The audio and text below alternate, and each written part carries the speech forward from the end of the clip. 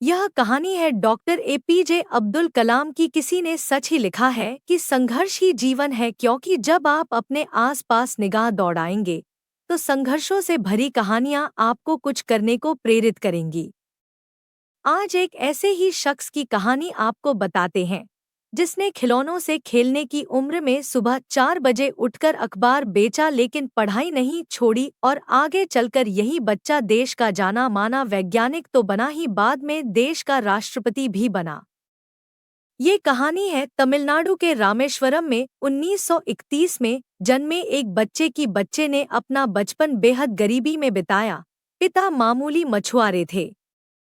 परिवार पेट भर पाना तक पिता के लिए बेहद मुश्किल था। घर में इतनी गरीबी, ऐसे माहौल में रहने के बावजूद इस बच्चे का मन शुरू से ही पढ़ने का था। ये अपने परिवार में 4 भाई एक बहन में सबसे छोटा था। यही बच्चा आगे चलकर भारत का 11वां राष्ट्रपति बना। जी हाँ, यह कहानी है देश के राष्ट्रपति रहे एपीजे अब्दुल कलाम की। 8 साल का बच्चा सुबह 4 बजे उठता, पढ़ाई का ख्वाब आंखों में सजाए नन्हा सा बच्चा। बचपन खेल खिलौनों की उम्र में पढ़ाई का खर्च निकालने के लिए अखबार बेचना पड़ा। 8 साल का बच्चा सुबह 4 बजे उठता, रोजाना के काम के बाद मैथ्स पढ़ने जाता। ट्यूशन से लौटकर रामेश्वरम रेलवे स्टेशन और पास के बस स्टेशंस पर रोज अखबार बेचता। दिन रात, हफ्ते महीने साल बीते। वो मेहनती छोटा बच्चा 5वीं क्लास में आ गया। 5वीं क्लास में एक दिन टीचर ने बच्चों से पूछा, पक्षी कैसे उड़ पाते हैं? कोई भी बच्चा जवाब नहीं दे सका। अगले दिन टीचर बच्चों को बीच पर ले गया।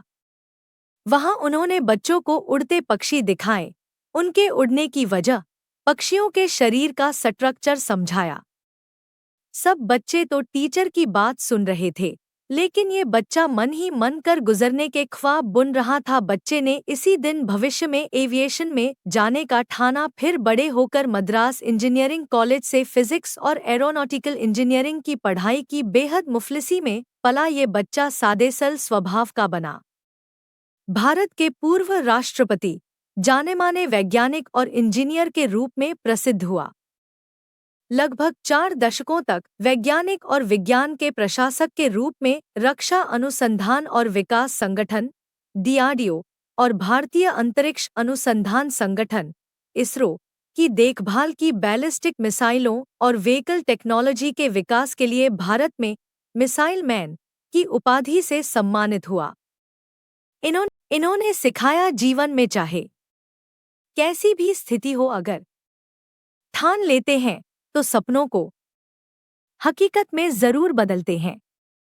डॉक्टर एपीजे अब्दुल कलाम की ये बात आज भारत के साथ साथ दुनिया भर में सभी को इंस्पायर करती है।